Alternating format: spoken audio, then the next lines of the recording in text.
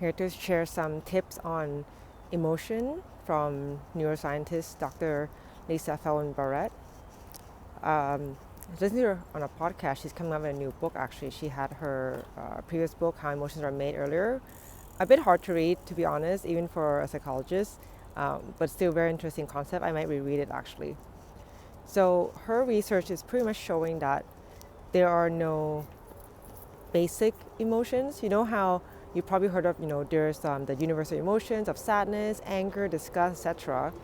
But for her, coming from a neuroscience perspective, looking at brain patterns, even they put electrodes on muscle in the face to see if there's any patterns. And her data and other people's lab is showing that there's actually no one signal or pattern that's very consistent for emotions across people and culture. So, for example, she gave the example of, sometimes when you're angry, you yell, sometimes you're angry, you get very quiet, sometimes you're angry, you cry.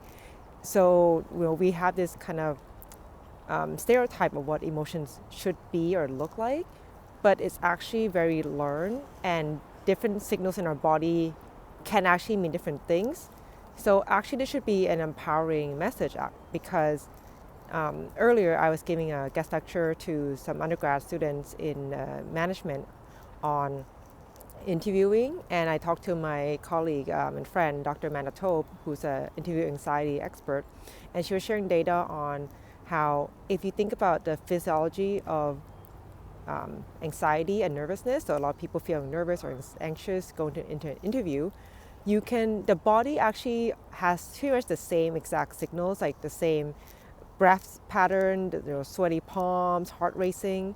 It's pretty much the same as excitement. So instead of trying to calm yourself down, it's actually easier to label that things happening in your body as excitement, to reframe it so that you're not, quote unquote nervous or anxious, and you're like, oh, I'm excited and this is my body giving me energy to get ready for something.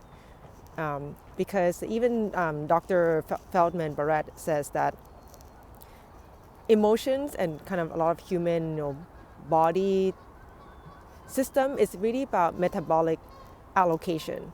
So we have limited, metabolic. I'm not a neuroscientist, but we have different kind of budget in our body to go to our brain, to our body, etc. And we have limited amounts. So, in a way, sometimes emotions, what we see as emotion, is actually our body trying to rebudget our body a certain way, right? If there's something threatening in our environment, you might not want to expend your energy. So the body's like, let's conserve energy, and your brain actually consumes a lot of energy. So it's like, you know what, that's kind of taking a lot of energy. Let's pull energy away from it, which might result in feelings of, kind of like mild level depression or feeling sad. So you withdraw. So she really sees emotion not as something that just comes out of nowhere and takes over you. It's really just kind of, I would just say kind of like, feelings in the body that we actually put a lot of meaning over it. So if we can work on ourselves to reframe what these internal feelings are, we actually have way more control over our emotion than we think we do. So I know this is kind of like an esoteric concept, but just the bottom line is emotions in our culture, how we see it, is a lot of cultural construct and learn.